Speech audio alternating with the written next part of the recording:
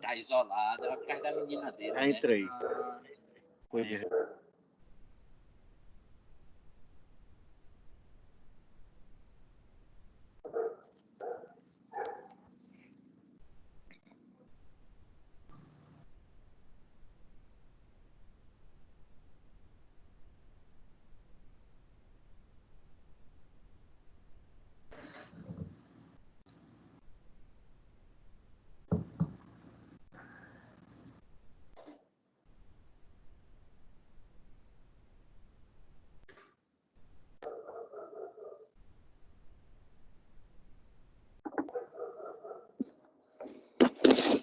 Professor, vamos lá.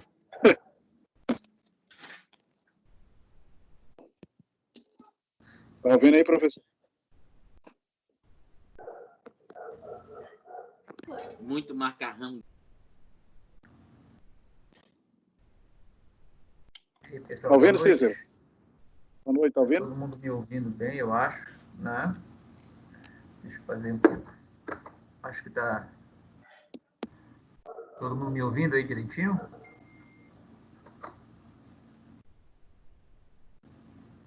Sim ou não?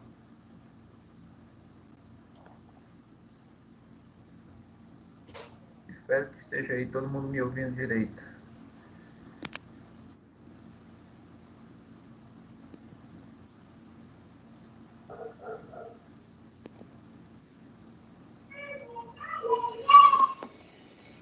Vamos só esperar uns 5 minutinhos, o pessoal está entrando na sala. Só para falar com vocês algumas coisas antes de a gente começar a falar hoje sobre embargos de declaração.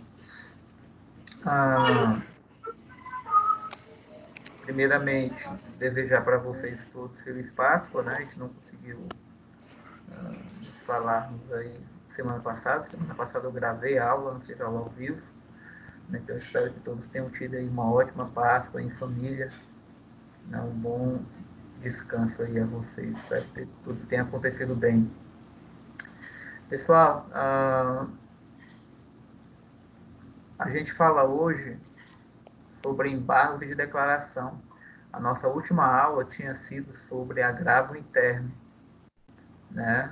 Falamos sobre o agravo interno, né? Aquele recurso cabível contra decisões de relator, né? Decisões monocráticas. Então,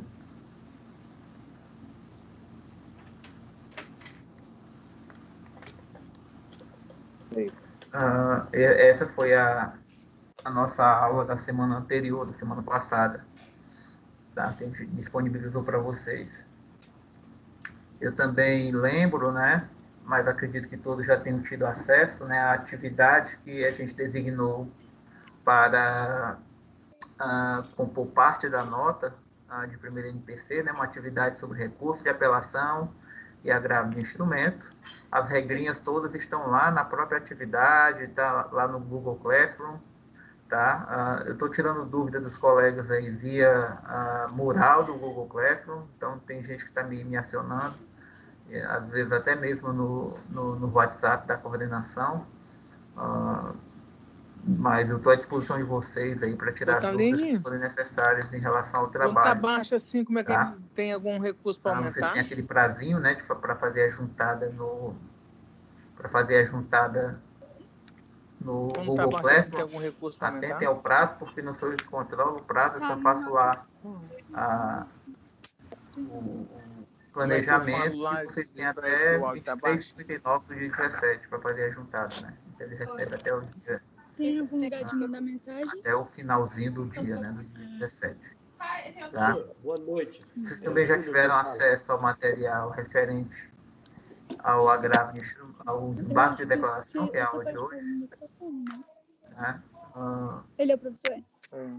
E essa aula de hoje é para falar desse recurso que já foi tão comentado em sala de aula, Pode parar no seu em microfone. oportunidades anteriores, né? Mas que ainda temos aqui algumas coisas a falar sobre ele. Estou só aqui preparando aqui, puxando aqui a apresentação para que a gente possa se guiar e a gente possa conversar sobre os embargos de declaração. Se estiverem acompanhando o material, eu começo Deixa eu até colocar aqui para você compartilhar. Eu começo dizendo aí no material que a finalidade dos embargos de declaração, isso já não é algo inédito para vocês já sabem disso, porque já falei muito disso na teoria geral, e a finalidade dos embargos de declaração é sanar omissão, contradição, obscuridade ou corrigir um erro material. Essas são as hipóteses de cabimento, né, dos embargos de declaração. E quando eu falei desses vícios, né, que são próprios dos embargos de declaração, eu lembro que falei justamente quando abordei lá as finalidades dos recursos, né, em especial as finalidades de esclarecimento e integração da decisão judicial recorrida. Essas duas últimas finalidades, esclarecimento e integração, são finalidades próprias dos embargos de declaração. Isso foi o que eu expliquei lá atrás. Beleza? Então, hoje a gente retoma aí a falar dos embargos de declaração, agora abordando quais são as disposições que temos no CPC, que vai ali do 1022 até o 1026. Essas são as disposições do CPC, e é isso que a gente pretende aqui hoje conversar com vocês ao longo dessa aula. Tá? Eu já advirto a todos, né, todos aqui, aqueles que estão disponibilizando câmera aqui, a aula é gravada, como vocês bem sabem, né? Eu vou disponibilizar um link posteriormente para que quem queira revisitar a aula ou aqueles que não estiverem aqui na aula de hoje possam olhar, né? Possam assistir a aula em outro horário, vai estar lá no YouTube, fica mais fácil, mais democrático, né? E a gente segue aí o nosso ano letivo, né, enquanto persistir aí as determinações de suspensão das atividades presenciais, beleza? Então, vamos lá, voltando para a minha parte inaugural da aula, né, eu projetei a vocês o material, né, dando conta que são 4 os vícios, né, que são verificáveis por meio dos embargos de declaração. É a omissão, é a contradição, é a obscuridade ou o erro material. Basicamente, são essas as 4 hipóteses. Né? E até já havia falado a vocês anteriormente que os embargos de declaração, ele acaba sendo um recurso que está muito mais ligado ao vício do ato judicial do que ao ato propriamente dito. Né? Diferente de recursos que já vimos aqui, como apelação, né? Que é o recurso cabível contra a sentença ou contra decisões interlocutórias não agraváveis, o agravo de instrumento, né? Cabível contra decisões interlocutórias, o agravo interno, cabível contra decisões do relator. Né? A gente viu que, pelo princípio da correspondência, né? Para cada ato judicial eu tenho um recurso específico, seja para reformar, seja para anular.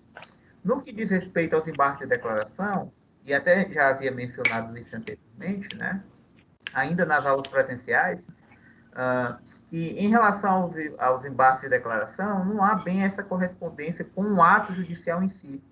Porque o que diz se vai caber ou não embargo de declaração é a existência de um desses 4 vícios: omissão, obscuridade, contradição ou erro material. Certo? Deixo essa observação feita já no início, né? E lembrando aqui que, a par de alguns entendimentos de que, por conta de servir tão somente para esclarecer ou integrar, no primeiro instante, né, os embargos de declaração poderiam, de repente, nem ser conhecidos ou reconhecidos como recurso propriamente dito, o que é óbvio e que é afastado pela doutrina e pela própria jurisprudência. Né? Ele é, sim, recurso, né? Sui generis, por conta da finalidade principal dele, né? De esclarecer e de integrar. Quando você pensa em recurso, você já pensa em mudar aquela decisão judicial. Quando eu digo mudar a decisão propriamente dita, mudar o cerne daquilo, ou, se dependendo do vício, né? Se for um vício de procedimento, eu anular. Né? Normalmente é para isso que a gente busca utilizar dos recursos. Nos embargos de declaração, a gente acaba vendo que, no mais das vezes, o julgamento dos embargos não altera o que foi decidido. Ele só vai melhorar, ele só vai, como já expliquei, esclarecer ou integrar o ato judicial. A princípio, não vai se mexer no que foi decidido, né? Mas a gente vai falar lá na frente dos chamados efeitos modificativos. Então, óbvio que os embargos de declaração têm natureza recursal, como eu anotei aí no material, né? Ele tem um efeito obstativo, né? Um remédio voluntário, é um ato da parte, né? Ele é um ato que se maneja dentro do próprio processo, ou seja, ele tem todas as características de um recurso que não poderia ser tratado de forma diferente, né? O caráter topológico dele também nos diz isso, né? Ele está justamente, né? É um dos capítulos do título que fala justamente sobre os recursos. Então, dúvida não há quanto à natureza recursal dos embargos de declaração, né? E, ao final, coloco ali que os embargos de declaração são cabíveis contra qualquer ato decisório, desde que esse ato decisório, né, esteja aí com os vícios que já falamos algumas vezes aqui, né? Beleza? Pois bem, senhores, passando dessa premissa, a gente começa a falar do recurso, né? E como eu venho fazendo nas aulas anteriores, eu venho meio que falando um pouco sobre os dispositivos legais e aí fazendo os comentários pertinentes. Eu começo pelo artigo 1022 do CPC, que trata justamente sobre as hipóteses de cabimento dos embargos de declaração. E percebam já no caput, né, que ele diz que cabe embargo de declaração contra qualquer decisão judicial. Então vejam que o CPC não vincula o recurso a um ato judicial, né, como se vincula a apelação à sentença, o agravo de instrumento à decisão interlocutória, o agravo interno à decisão do relator. Vejam que nos embargos de declaração, especificamente, não há essa vinculação.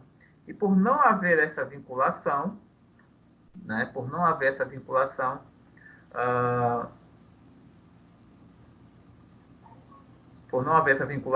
a gente acaba que liga o recurso ao vício da decisão judicial propriamente. E quais são as hipóteses? Estão nos incisos 1, 2 e 3.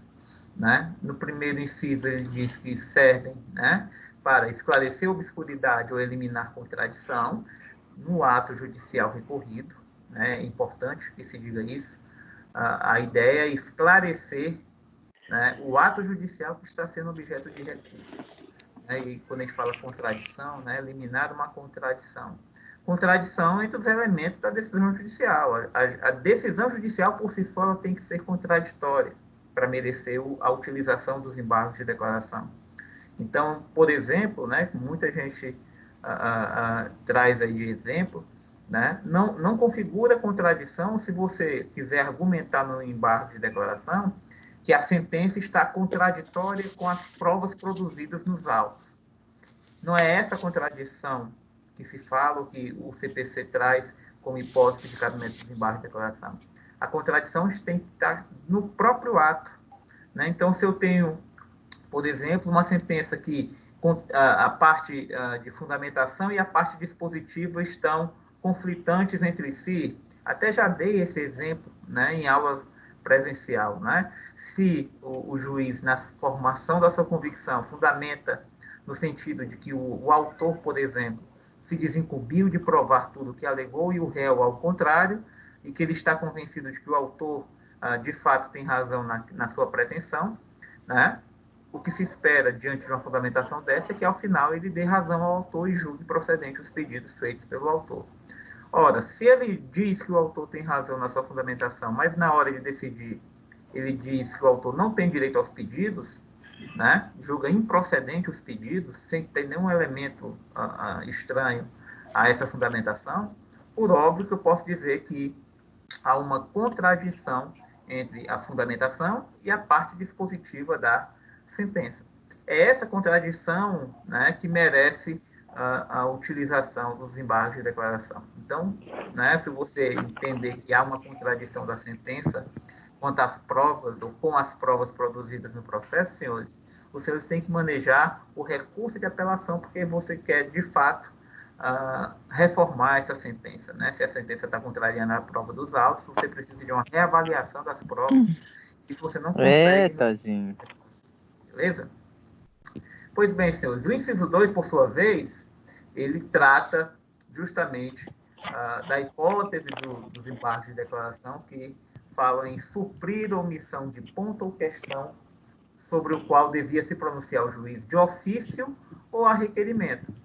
Então, aquelas questões em que o juiz, seja de ofício, né, aquelas questões de ordem pública, né, que já tanto falamos anteriormente, ou quando há um requerimento expresso da parte, ele tem que suprir essa omissão. Então, a omissão é aquele vício decorrente de o juiz, em tendo o dever de decidir, de enfrentar determinada questão de fato ou de direito, né, controvertida, né, algo que já faz parte do processo, já tenha sido suscitado e debatido entre as partes, e o juiz, por algum motivo, deixa de apreciar aquela matéria, né, ele incorre justamente no vício ou omissão. E, por isso, né, tenho à minha disposição os embargos de declaração para que ele sane essa suposta omissão, né?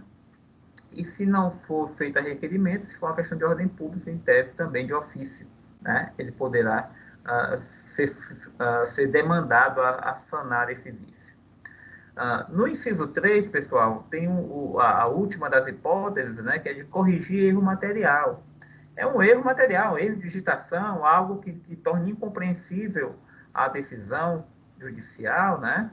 Um índice, né? E esse foi o exemplo que eu utilizei em sala de aula, um exemplo real, inclusive, né? Um índice inexistente, justamente porque houve um erro de digitação e o índice de atualização que foi fixado na sentença não existia, e por isso merecia aí que fosse esclarecido isso, fosse sanado esse vício. Então, nesses casos de erro material, né, também, segundo o CPC de 2015, tem embargos de declaração. Pois bem, senhores, basicamente, essas são as hipóteses de cabimento do 1022. A gente tem algumas disposições interessantes, e a primeira delas vem justamente no parágrafo único do 1022. Essas disposições, elas vêm justamente aí no parágrafo único, dizendo, né, ou trazendo um conceito legal de omissão. Além desse conceito que acabamos de ver no inciso 2, né, a omissão, né, suprir a omissão de um ponto sobre o qual o juiz devia se manifestar de ofício ou a requerimento, essa é a omissão geral, né, mas também é considerada omissão a decisão que deixe de se manifestar sobre tese firmada em julgamento de casos repetitivos ou em incidente de assunção de competência aplicado ao caso sob julgamento. Ou seja, se já tem uma tese firmada em processo julgado sobre o rito dos casos repetitivos ou julgado em incidente de assunção de competência, o juiz ele é obrigado, em tese, ele é obrigado na sua decisão judicial, enfrentar, né, essa questão. Seja para dizer que já existe o caso repetitivo e por isso ele está decidindo daquela forma, ou seja para dizer que naquele caso concreto não é o caso de se aplicar aquela tese em casos repetitivos. Fato é que se houver tese nessas duas situações, casos repetitivos e assunção de competência, sobre a matéria que está sendo debatida, né, que está sob julgamento, o juiz não pode deixar de se manifestar, ainda que seja para afastar esse precedente, né, da aplicação no caso concreto. Mas ele é obrigado, em tese, a conhecer esses precedentes, né, e, diante do caso concreto, dizer se aplica ou não aplica o precedente e por que disso. Se ele não faz isso, em tese, ele está também incorrendo em omissão. Omissão por conta do parágrafo único, omissão legal, né? E aí, cabe a você, se conhecendo, sabendo desse precedente, fazer aí a provocação do juiz para que ele sane, né? Para que ele sane sua omissão, trazendo a tese firmada sobre o rito de casos repetitivos ou sobre a incidência aí, da sanção de competência. Beleza? Então, nessas duas situações, senhores, o juiz ele tem que enfrentar isso, mesmo que não tenha sido em tese ventilado pelas partes. O fato de ter a tese sobre aquele caso concreto firmada já em casos repetitivos ou em assunção de competência, já impõe o juiz que ele também tem que se manifestar sobre isso. Faz parte tem que fazer parte da decisão dele. Eu acho que é mais ou menos assim, a gente pode explicar. Né? Só que o parágrafo único não traz também só esse inciso como conceito legal de omissão. Ele também traz uma outra hipótese, né, que é justamente a hipótese do 489, parágrafo 1º do CPC.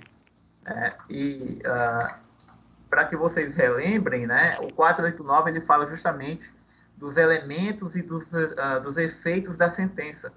E o parágrafo 1º, especificamente, ele traz em que hipóteses a sentença não é considerada fundamentada. Ou seja, senhores, se estivermos diante de uma das hipóteses do 489, parágrafo 1º, eu estou, então, diante de uma sentença legalmente reconhecida como sem fundamentação. Se não há fundamentação, por óbvio que há uma omissão. Ele deixou de fundamentar.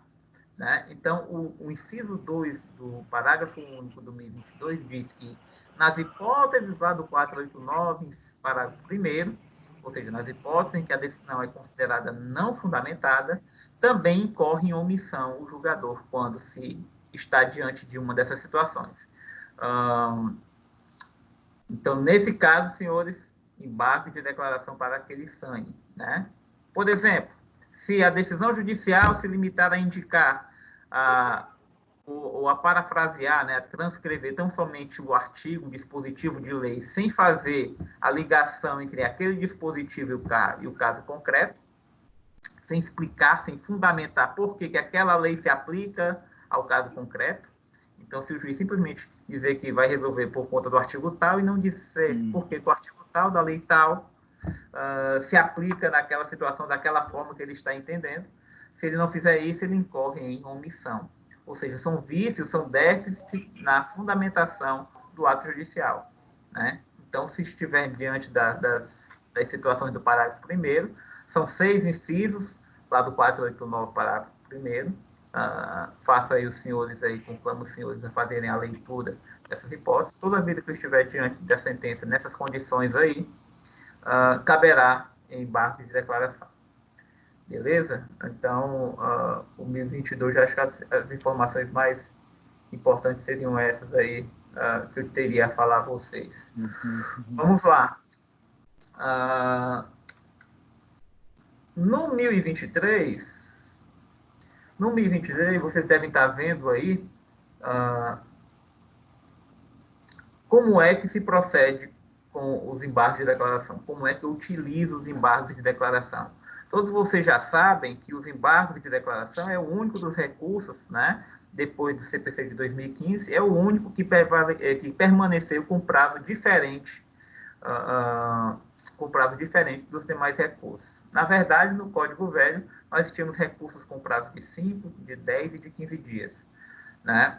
Depois do Código de 2015, todo mundo já sabe aqui que todos os recursos, em regra, têm 15 dias de prazo, né? Exceto os embargos de declaração que seguiram, já era assim no Código Velho, eles seguiram com um prazo de 5 dias. Então, basicamente, o procedimento ele é singelo. Você vai opor os embargos de declaração no prazo de 5 dias, da publicação, enfim, da intimação da decisão judicial.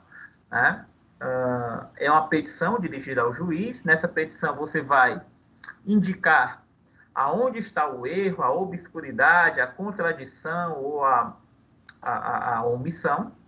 Né? E é um recurso que, pela dicção do próprio 1023, né, já fica claro que é um recurso que não necessita de recolhimento de preparo, ele não se sujeita a preparo, ou seja, não tem custas para a utilização do recurso.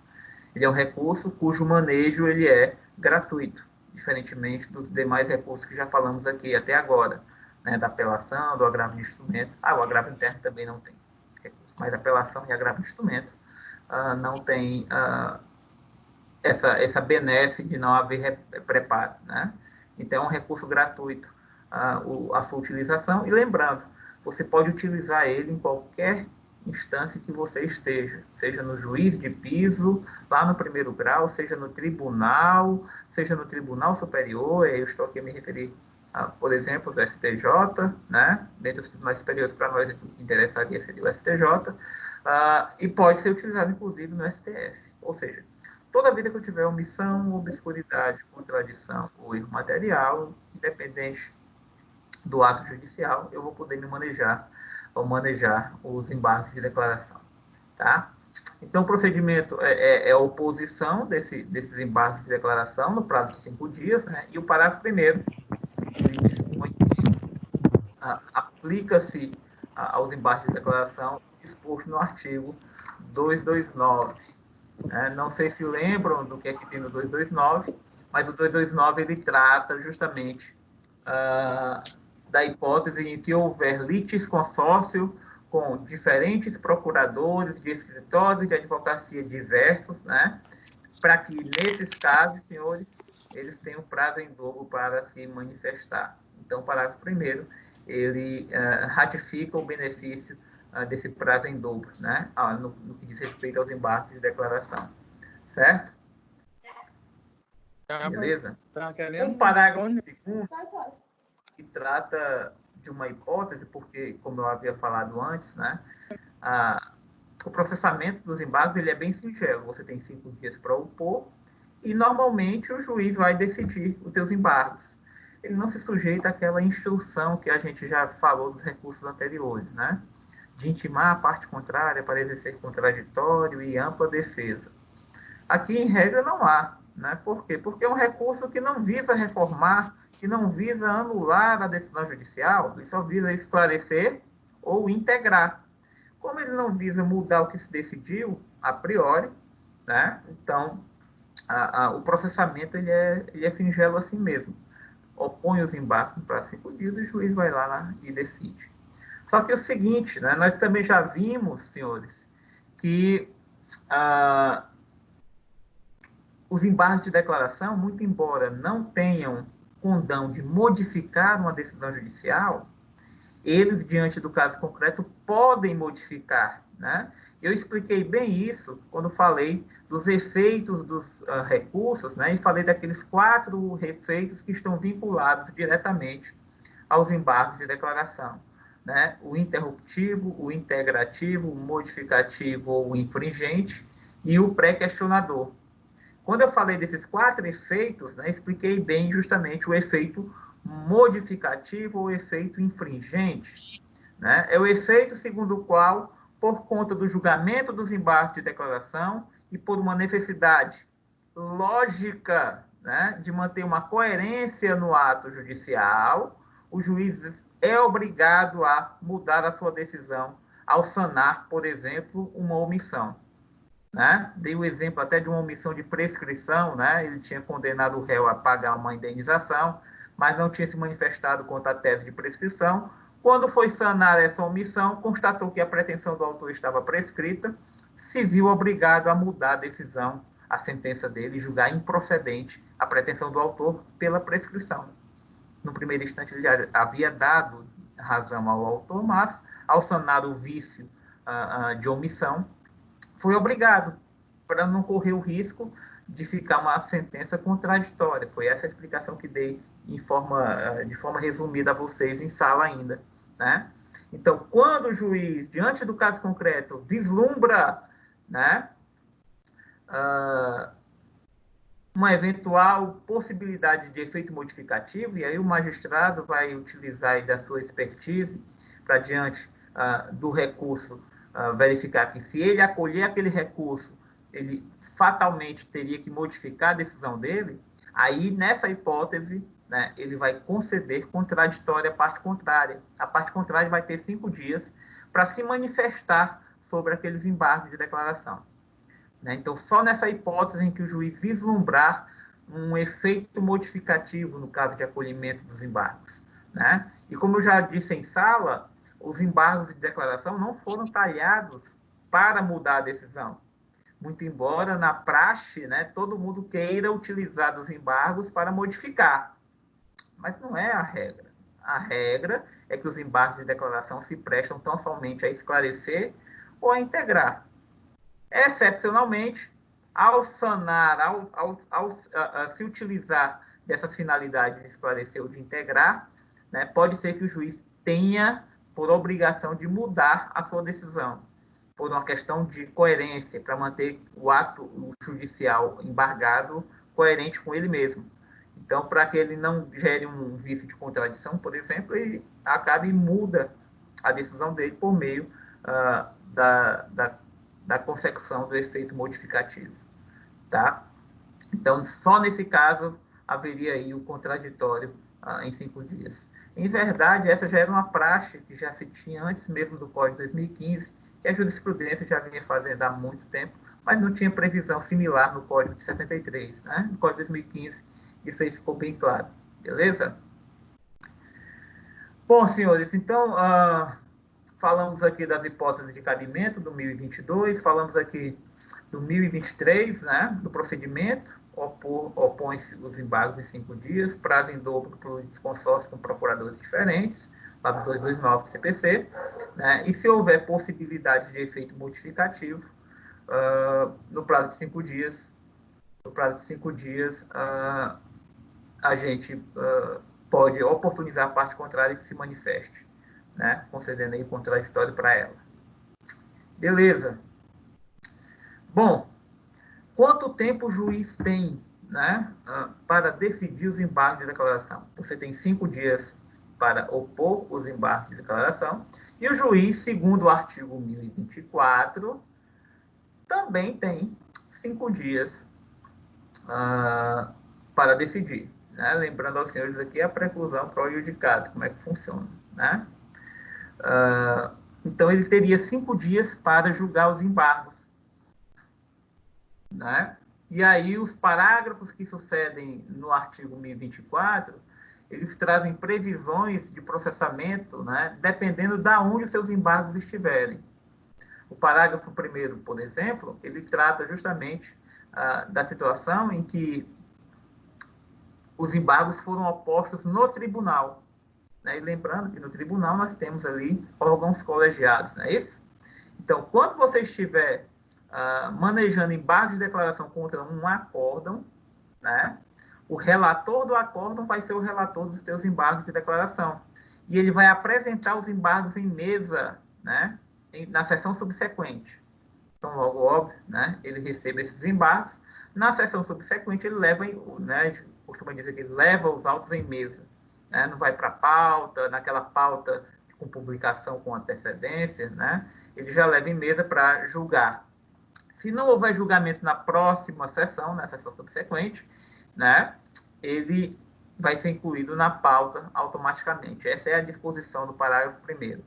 Então, é só para dizer isso, né? Quando tem embargo de declaração contra acórdão, o relator já leva em mesa, né, para julgar na sessão subsequente. E, óbvio, que ele vai ser o relator também dos embargos de declaração, né? E aí vai fazer o voto, e aí o colegiado, né, faz também a sua análise. Bom, o parágrafo 2º, ele trata das hipóteses, ou da hipótese, quando você estiver embargando uma decisão de relator ou outra decisão unipessoal proferida no tribunal. A decisão de relator nós falamos na última aula, né? O recurso cabível para modificar ou anular seria o agravo interno, né? Mas quando eu quero sanar omissão, contradição, obscuridade ou erro material dessa decisão monocrática, eu me utilizo dos embargos de declaração. Né? E o CPC faz aqui uma menção no que diz respeito a outra decisão unipessoal proferida no tribunal.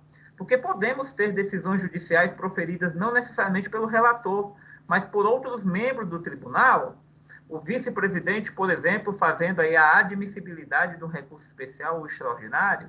Veja, o vice-presidente, naquele momento, por estar investido no cargo de vice-presidente, não faz parte dos órgãos colegiados comuns.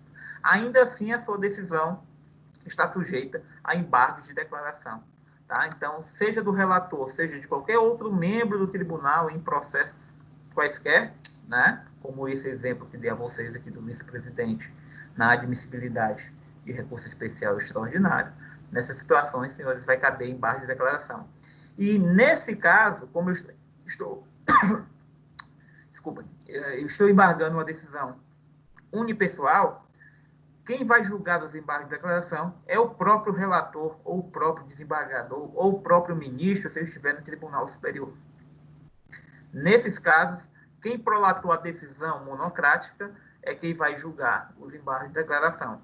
Se eu estou embargando um acórdão, né, que é o parágrafo 1º, que já falamos, o acórdão vai ser embargado e os embargos vão ser julgados também pelo colegiado. Beleza? Bom, quando a gente falou do princípio da fungibilidade, vou começar lembrando da aula de fungibilidade, a gente viu, né, e o exemplo que utilizávamos até então para falar de fungibilidade era a fungibilidade entre agravo regimental e embargo de declaração. Essa foi uma fungibilidade reconhecida na jurisprudência, né, até pelos precedentes da época lá do STJ, e também naquela época em que falei do princípio da fungibilidade, eu trouxe justamente o próximo dispositivo a apresentar, que é o parágrafo 3º do 1024, né? E quando eu falei de fungibilidade, lembrei aos senhores, né, que o que antes era uma construção decorrente da própria jurisprudência, né, que reconheceu que havia, sim, o preenchimento dos requisitos para se utilizar a fungibilidade entre agravo regimental, né, hoje agravo interno, e os embargos de declaração. A gente disse que no CPC de 2015 isso acabou que veio para o corpo da lei, ou seja, nós teríamos aí um exemplo de fungibilidade legalmente prevista, que é justamente o parágrafo 3º, né, do 1024. Então, toda vida que o relator, né, o órgão julgador que estiver, normalmente vai ser o relator,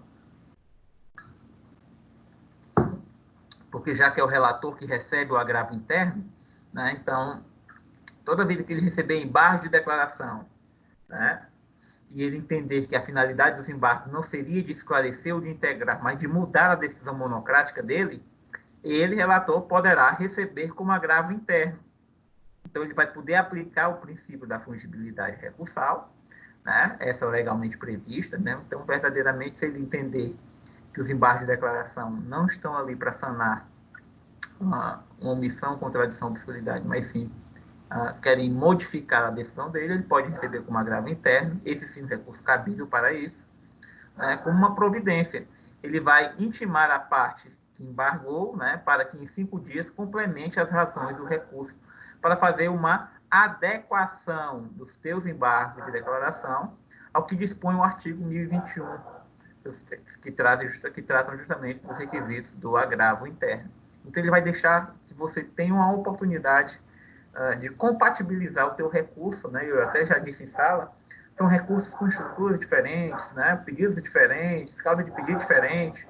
Então, vai ser necessário que ele, entendendo que é o caso de fazer o recebimento com agravo interno, que você consiga também ter a oportunidade de fazer essa adequação. Você precisará fazer essa adequação, tá? Então, o parágrafo 3º do 1024 traz essa hipótese aí de fungibilidade, né? Não esqueçam aí da fungibilidade, senhores.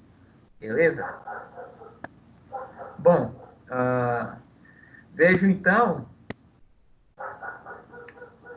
que o recurso, então, ele é muito simples, porque você opõe os embargos em 5, o juiz deveria, em tese, julgar em 5, né? Mas vejam que é bem singelo. Só vai ter mais prazo se houver necessidade de intimar a parte contrária para se manifestar, na hipótese de um eventual efeito modificativo. Mas fora disso, senhores, opõe em 5 e decide em 5, né? Beleza.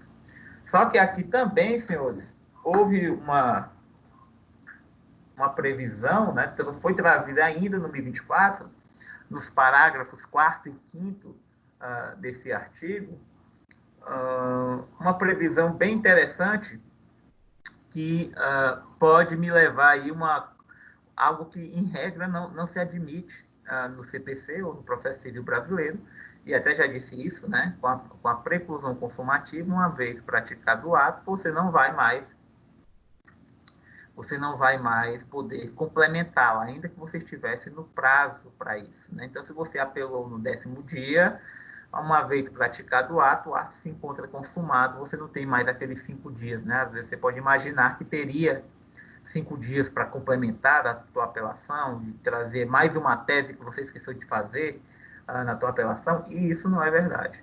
Essa é a regrinha, foi isso que eu expliquei em aulas anteriores. O parágrafo 4º do 1024, ele traz uma situação que pode ocorrer diante do caso concreto, não é incomum ou tão incomum acontecer, né?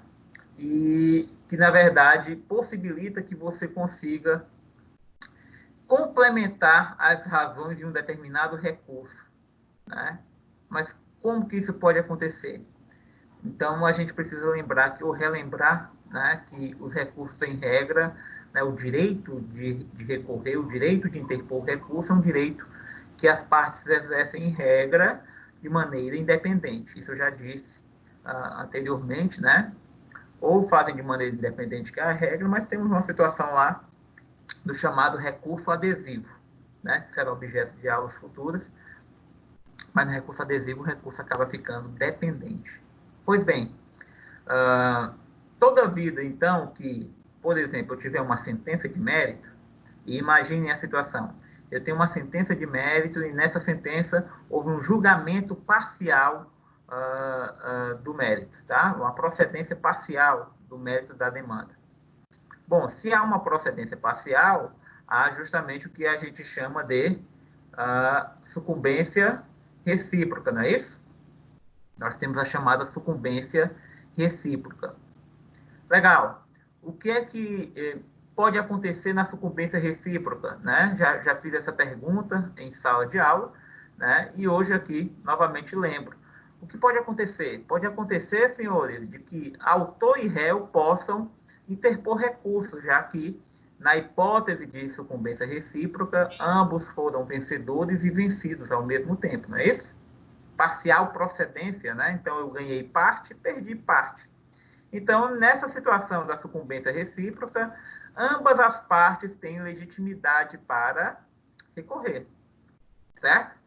Imaginem, então, senhores, que o autor interpôs embargos de declaração, ou ele opôs embargos de declaração, e o réu interpôs recurso de apelação.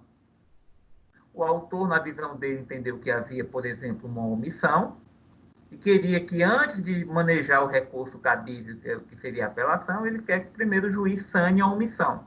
O réu não viu vício algum, mas não concordou em ter sido condenado a indenizar ou a pagar parte das obrigações, né, ou a cumprir parte das obrigações requeridas pelo autor.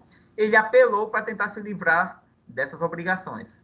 Então, vejam que, de um lado, nós temos embargo de declaração, e, do outro lado, nós já temos o recurso de apelação interposto. Certo?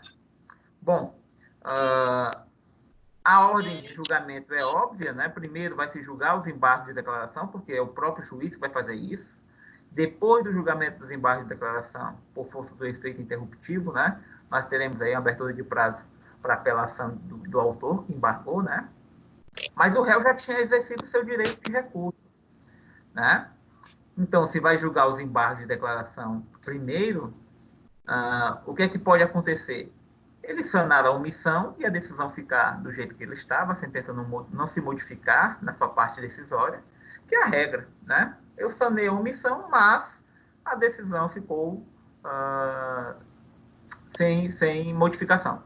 Ou, ao sanar a omissão, o juiz se vê obrigado a modificar a decisão. E aquela parcial procedência da sentença originária, ela pode, por conta do saneamento de uma omissão, virar uma total procedência. Então, imaginem que, quando o réu recorreu, ele recorreu de uma sentença de parcial procedência. Mas, quando o juiz julgou os embargos de declaração do autor, entendeu ali que, ao sanar a omissão, ele se viu obrigado a modificar parte da sua sentença. Então, ele mudou de parcial procedência para total procedência. Aí eu pergunto, o que é que o réu agora pode fazer se ele já exerceu o seu direito de recurso? Ele já recorreu da sentença, né? Lá nos 15 dias que foram concedidos anteriormente. E agora toma conhecimento de que ele tinha recorrido de parte da sentença, agora a outra parte da sentença que ele tinha, né, sido vencedor, teve modificação por conta dos embargos de declaração. É esse o cenário que a gente se encontra, né, cuja solução está justamente no parágrafo 4º. Né? Se os embargos de declaração implicarem em modificação da decisão embargada, foi o caso, né, de parcial procedência, saiu para total procedência, né, para procedência, né, dos pedidos, e o embargado já tiver interposto o recurso cabível, que seria apelação, ele terá 15 dias para se manifestar, né, complementando ou alterando as suas razões, para falar exclusivamente no que foi modificado. Senhores, de novo, o réu, no meu exemplo, o réu que já havia recorrido de parte da sentença, ele vai ter 15 dias para complementar aquilo que ocorreu no que diz respeito à modificação. Ele só pode falar no que foi modificado. Naquilo que ele já tinha recorrido anteriormente, ele não fala mais. Ele só fala na parte da decisão judicial que sofreu modificação por conta dos embargos de declaração. Então, se o juiz foi lá, né, por exemplo, tinha dado apenas dano material e não tinha dado dano moral, e ao sanar determinado ponto omisso, entendeu que, de fato, realmente ali também estava presente o dano moral. E aí ele também passou a julgar procedente o dano moral. Certo? O réu que só tinha recorrido do dano material vai ter 15 dias para se manifestar, para apresentar razões também no que diz respeito ao dano moral, só quanto ao dano moral. Né? Então, essa é a situação que permite, né? E essa é uma das exceções, né? Porque, em regra, você não consegue fazer isso se você exercer o seu direito a recurso. Né? Já, de novo, você não pode complementar seu recurso, né, se você interpôs, ainda que estivesse em tese no prazo. O fato de você ter exercido seu direito a recurso implica justamente na chamada preclusão consumativa. Mas nesse caso aqui, senhores, vejam que a alteração ela é superveniente ao direito de recurso. Ele recorreu, mas a outra parte embargou, e por conta dos embargos da outra parte, o juiz modificou a decisão dele. Então, ele precisa ter acesso ao contraditório também. Né? E aí o legislador deixou isso bem claro no parágrafo 4º do 1024. Então, se houver modificação superveniente por conta do julgamento dos embargos de declaração, a parte que já tinha recorrido, ela tem 15 dias para complementar o seu recurso. Tá? Pode ser até que ela nem queira complementar, aí já é juízo da parte, né? A parte que vai decidir. Mas ela tem direito a esse prazo para complementação. Beleza? O parágrafo 5º, na verdade, ele complementa o 4º justamente quando ocorre o que se espera no julgamento dos embargos de declaração, que é o quê? O saneamento do vício sem modificação da decisão. Se ele sanou a omissão, a contradição ou a obscuridade e a decisão não se modificou, a outra parte que recorreu não precisa ter prazo para complementação. Se a sentença não mudou, ele não precisa complementar nada do seu recurso. O recurso dele está ok. Ele só vai ter o prazo se do julgamento dos embargos sobrevier modificação da decisão embargada. Beleza? Basicamente, essas são as disposições do parágrafo 4º e do parágrafo 5º do artigo 1024. Tá? Trago até aqui aos senhores, deem uma olhada aí, né? Acredito que vocês estejam vendo as disposições, né?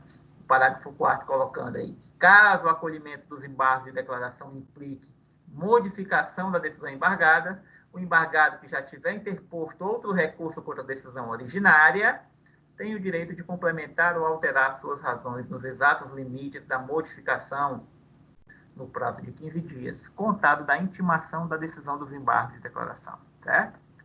E o parágrafo 5º diz que, se os embargos forem rejeitados ou não alterarem a conclusão do julgamento, né, o recurso interposto pela outra parte antes da publicação do julgamento dos embargos será processado e julgado independentemente de ratificação. Ou seja, não houve modificação da decisão recorrida, da decisão embargada, não há o que se falar em complementação das razões. Então, o recurso segue o seu rumo normal, beleza? Pois bem, retomando aqui, senhores, uma disposição aqui também que fala de um outro efeito que nós abordamos, né? Que é justamente o efeito pré-questionador, e vocês devem lembrar do que seria esse efeito pré-questionador, né? O efeito pré-questionador é aquele efeito de suscitar ou fazer com que as partes, ou que o judiciário, ele enfrente expressamente aquela matéria, né? Aquela questão de direito, né? Porque você pretende lá na frente, né? Você vislumbra que aquela questão ela precisa ser pré-questionada, precisa ser enfrentada para que lá na frente, em sendo o caso, eu possa manejar o recurso especial e o recurso extraordinário, né? Já que para esses recursos, o chamado pré-questionamento, a necessidade de que as instâncias inferiores enfrentem essas matérias, ele é um requisito de admissibilidade desses dois recursos. Então, o pré-questionamento é algo essencial e os embargos de declaração também têm esse viés, né, de provocar justamente o pré-questionamento. Provocar que o judiciário que deixou de enfrentar determinada matéria, ou seja, ele incorreu em omissão, ele sane essa omissão e decida aquela matéria sobre a qual ele não se manifestou, ainda que seja para rejeitar a tese. Né? Se ele está rejeitando a tese, fundamentando o porquê da rejeição da tese, ele está enfrentando a matéria. Em tese, você pode ir até o STJ ou o STF, dependendo do caso concreto. Né? E o 1025, ele só está dando uma disposição aqui de que quando você embarga com a finalidade de pré-questionar, certo? Então, você está querendo sanar aí um vício, né, de omissão, porque você está pré-questionando, né, pedindo que uma determinada matéria seja enfrentada, mesmo que esses embargos sejam rejeitados ou inadmitidos, se lá no Tribunal Superior, o Tribunal Superior entender que lá embaixo havia de fato um erro, uma omissão, uma contradição ou uma obscuridade, o pré-questionamento já seria um requisito preenchido. Como assim, professor? Bom, quando o juiz julgou, né, os teus embargos de declaração, ele entendeu que não havia, por exemplo, omissão. Não há nenhuma omissão quanto à matéria que o Cícero trouxe. E o Cícero levou esse processo para o segundo grau, perdeu, né? E levou para o STJ com recurso especial, trazendo aquela matéria que ele pré-questionou lá no primeiro grau, que ele embargou lá no primeiro grau, que o juiz disse que não havia omissão, que não havia nenhuma omissão. Se no Tribunal Superior eles entenderem que de fato havia omissão, eles podem entender então que a minha matéria foi pré-questionada, mesmo que o juiz lá de primeiro grau, quando teve a oportunidade de se manifestar, não tenha se manifestado. Então, para isso, o Tribunal Superior, considerando que houve erro, houve omissão, houve contradição, houve obscuridade, no momento em que a matéria foi pré-questionada, lá na instância inferior, ele pode dizer assim, não, a gente vai receber isso aqui então, a gente vai decidir essa matéria aqui porque para mim está pré-questionada. Então, é um pré-questionamento, vamos assim dizer, ficto, né? Decorrente de o Tribunal Superior entender que havia um vício. E ainda que o vício não tenha sido sanado pela instância inferior, né, onde ele foi provocado, para fins de pré-questionamento, o Tribunal Superior vai entender que a matéria está pré-questionada, ou seja, o teu recurso especial ou extraordinário, eles podem ser conhecidos. Se não houver, óbvio, outros vícios, né, em relação a pré-questionamento, ficaria sanado.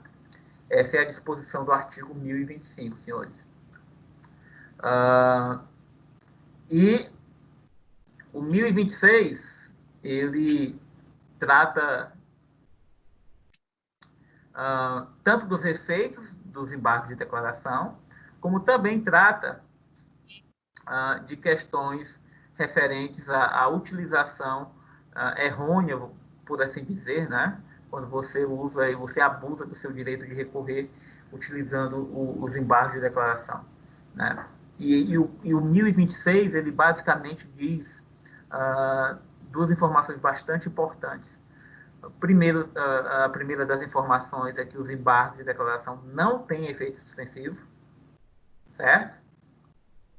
Não tem efeito suspensivo, tão somente efeito devolutivo, né? Mas estão presentes nos embargos de declaração um outro efeito, do qual já foi já falamos anteriormente, né, na teoria geral, que é justamente o efeito interruptivo. E o efeito interruptivo, todos os senhores já sabem do que se trata, é um efeito, né, em que há uma interrupção de prazo, né, para interposição de qualquer outro recurso cabível no caso concreto.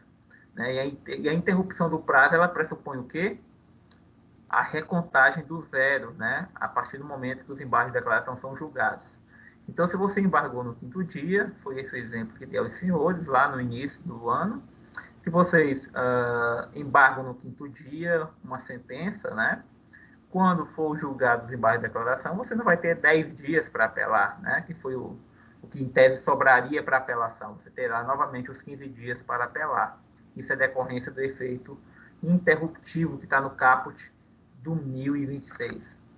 Só que o seguinte, senhores, não haver efeito suspensivo, e eu já disse isso inúmeras vezes nas nossas aulas, sempre, né, ou quase sempre, não lembro de disposição que me desminta agora aqui de cabeça, sempre que houver a interrupção, a não concessão de efeito suspensivo, como é o caso concreto, nós podemos ter, então, a possibilidade de pedirmos, né, que seja concedido efeito suspensivo. E nessa situação,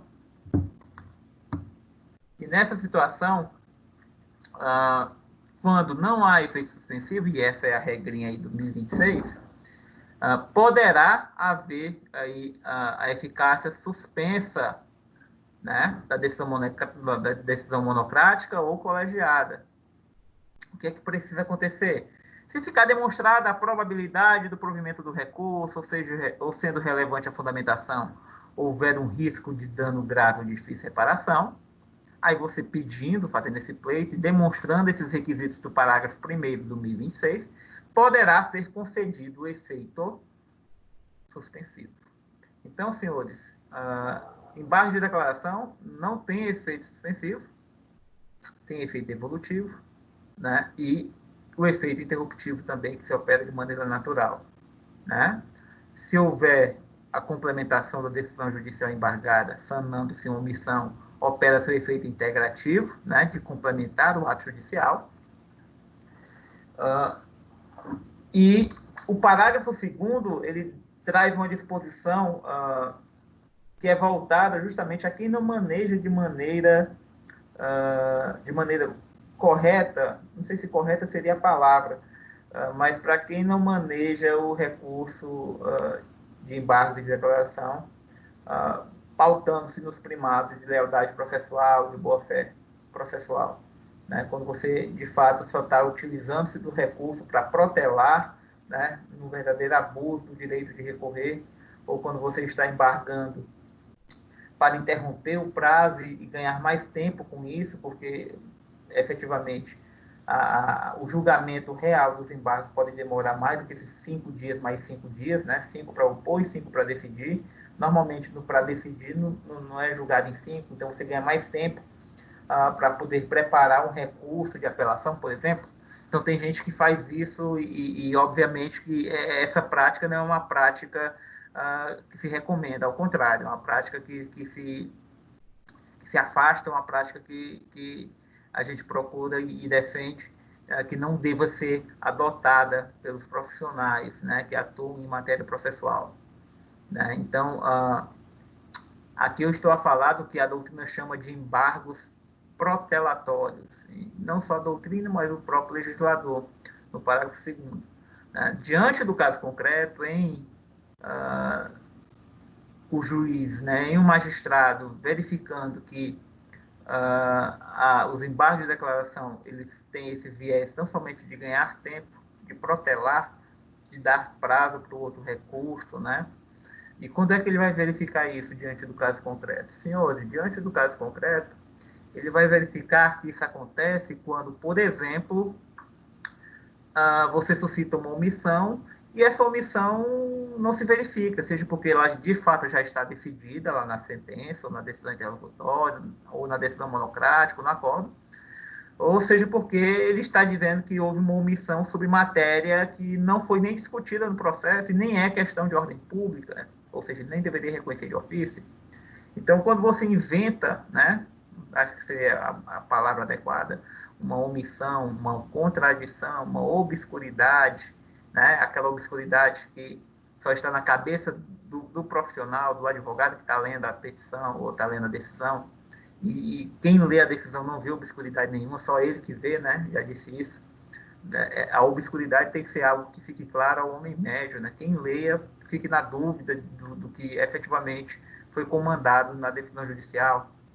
Então, quando você utiliza-se, né, de maneira frágil, né, os embargos com a finalidade primordial, bem mais do que sanar o vício, é de protelar o desfecho do processo, o parágrafo 2º do 1026, ele traz uma disposição no que diz respeito à fixação de multa, né? Quando eu falei do agravo interno na outra aula, a gente viu que no agravo interno também tem multa se você manejar o agravo interno e ele for manifestamente inadmissível ou improcedente, né? O colegiado, em decisão fundamentada, fixará lá a multa de 1 a 5% do valor atualizado da causa. Aqui também, né, lembremos, esse aqui é um recurso que não tem preparo, senhores, é um recurso que não custa nada e que tem um poder, do ponto de vista processual, bem interessante, que é o efeito interruptivo, né? Então, ele é um recurso que te dá essa possibilidade, né, de, se bem manejado, o processo vai demorar um pouco mais a chegar ao seu final. Isso é fato, né? Agora, se você está manejando um recurso de boa-fé, isso faz parte do processo. Agora, manejar o recurso em afronta à lealdade processual, à boa-fé mesmo dentro do processo, aí não. Aí é um desfecho demorado, né, uma protelação do desfecho processual que a lei não permite. E tanto não permite que sanciona a quem utiliza os embargos de declaração com finalidade meramente protelatória, que é uma multa, né, em favor da parte contrária, que não vai ser excedente a 2% do valor atualizado da causa. E lembrando, senhores, se eu tenho inúmeras decisões dentro de um processo, no primeiro grau, no segundo grau, é só imaginar que eu posso ter várias decisões interlocutórias, vou ter a sentença, né? Vou ter julgamento lá do tribunal, que pode ser uma decisão monocrática e depois de um agravo interno, um acórdão. Então, vejo que eu posso ter várias decisões e, em tese, em cada uma dessas decisões judiciais que são tomadas no processo, para cada uma delas, se houver omissão, contradição, obscuridade ou erro material, caberia, em tese, embargo de declaração. Então, se eu tenho várias decisões, senhores, eu posso ter vários embargos de declaração em várias instâncias diferentes.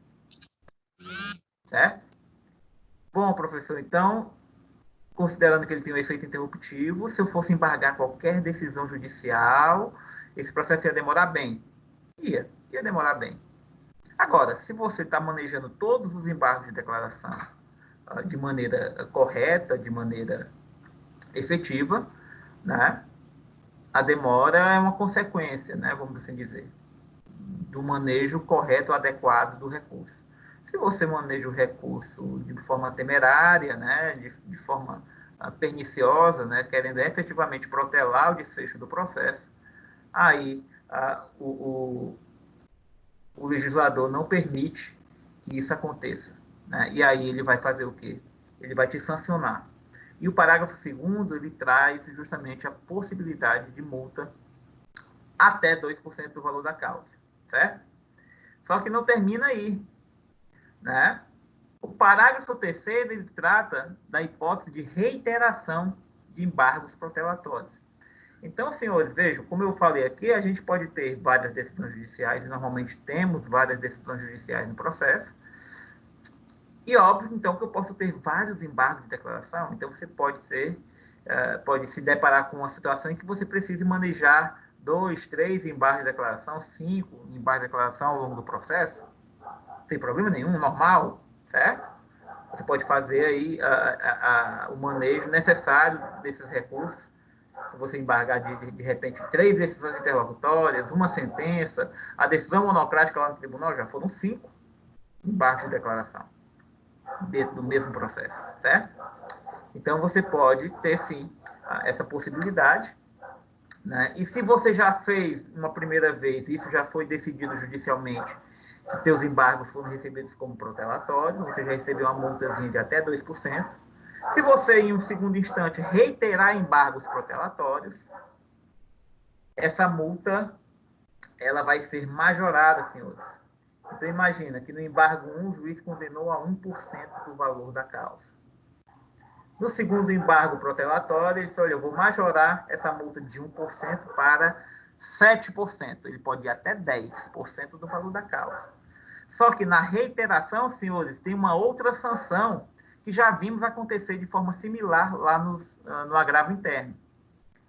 A sanção de que essa multa majorada no caso de reiteração de embargos protelatórios, ela passa a ser requisito de admissibilidade de qualquer outro recurso. Ou seja, senhores, os senhores querem, por exemplo, né, embargaram uma decisão interlocutória, foi considerado protelatório, aí depois lá na frente saiu a sentença, embargou novamente a sentença, foi considerado protelatório também, reconhecida a reiteração de embargos protelatórios, o juiz majorou a multa de 1% para 7%.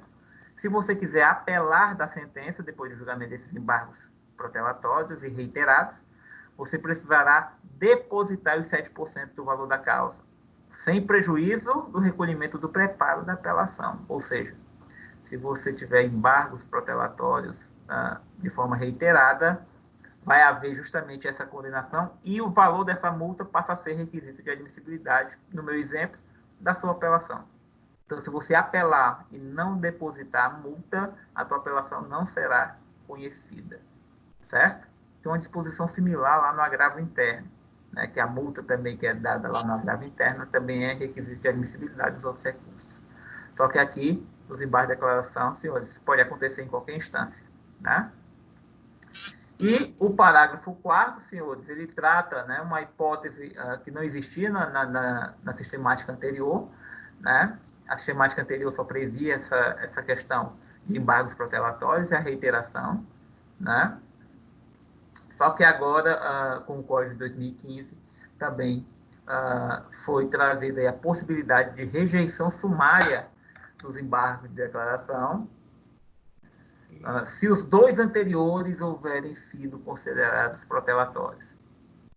Então, se você já está no 3º, né, embargo de declaração e os 2 anteriores foram considerados protelatórios, esse 3º, independente do estado dele, se é protelatório, se não é, se estava tudo bonitinho, se havia um vício de fato a ser sanado, senhores, pelo fato de você já ter manejado 2 recursos anteriores de forma protelatória, isso vai te impossibilitar de que esse 3º embargo de declaração seja apreciado, vai impedir esse julgamento, né? Isso é o que está aí no parágrafo 4º do 1026, certo?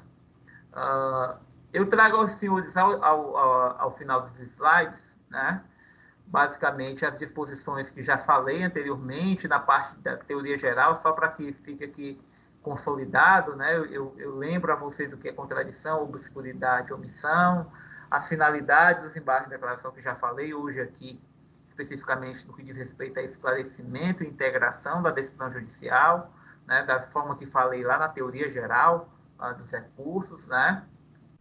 A observação de que nos embargos de declaração eu não posso trazer questões novas, ou seja, questões que não foram objeto de debate, né? Em regra, eu não posso fazer isso, né? Há uma tese que eu deixei para o caso de eu ser perdedor na demanda, né? Sabemos que não podemos trazer essas teses surpresas, né? Isso ofende a lealdade processual e você tem que trazer o que você tem que trazer na inicial, se você for autor, ou na contestação, se você for o réu, né? Não vou nem entrar aqui na questão dos fatos novos aí, mas, em regra, você tem que trazer tudo no momento oportuno. E o momento oportuno é na tua inicial ou na tua contestação. É ali que mais ou menos vai haver a delimitação da controvérsia, né? O juiz vai fixar justamente a controvérsia da demanda com base do que autor e réu trazem nas suas peças, né? Certo? E, ao finalzinho, o procedimento, né, que eu já passei aos senhores, que basicamente composição em 5 dias, decisão em 5 dias, né, pelo juiz. Se houver possibilidade de efeito modificativo antes de decidir, ele intima a parte contrária para se manifestar, né? Falamos aqui da fungibilidade entre embargo de declaração e agravo interno. Falamos aqui da possibilidade de complementação de um recurso se houver o efeito modificativo lá nos embargos que foram julgados antes, né? E falamos também das multas, das sanções processuais, né? E, ao final, trago aos senhores aí o teor de 3 súmulas, né? A 98, a 211 do STJ e a 356 do STF. Está no material, né? Façam leitura e análise delas para que a gente consiga conversar quando voltarmos aí para as nossas atividades presenciais, certo? Eu acho que era isso, senhores, que eu tinha a falar para vocês acerca de embargos de declaração. Reitero que observem a atividade de apelação e agravo de instrumento. Eu devo oportunamente disponibilizar uma segunda atividade, aí essa que vai envolver o agravo interno e embargo de declaração. Na nossa aula, provavelmente, a nossa próxima aula deve ser sobre o recurso ordinário, né, constitucional, chamado recurso ordinário constitucional, e o recurso adesivo, né, esse eu não falei ainda. Então, provavelmente, as nossas próximas aulas serão sobre o recurso ordinário e sobre o recurso adesivo, para que daí consigamos chegar nos famosos recursos especial e extraordinário. Isso daí a gente vai dar um carinho especial por conta do que reveste esses 2 recursos, beleza? Pessoal, reiterando aí a quem está presente na sala até o presente momento, meus agradecimentos por estarem aí juntos, né? Desejar a vocês aí uma boa noite, uma boa semana a todos vocês. A Dinar, eu estou vendo aqui a Dinar na tela. Estou à disposição. Quem ainda não está no Google Classroom, peço, por favor, que insistam, né, com os colegas. Não tem muitos ainda fora da plataforma. Sei lá, eu acho que deve ter uns 7, 8 alunos ainda fora da plataforma, mas insistam, né? E utilizem a plataforma para tirar dúvidas, né? Joga no mural, porque eu estou diretamente ligado durante a semana com o celular, então quando chega mensagem nova, eu já olho e já procuro responder com presteza, né? Me coloco à disposição de vocês e nos vemos na semana que vem.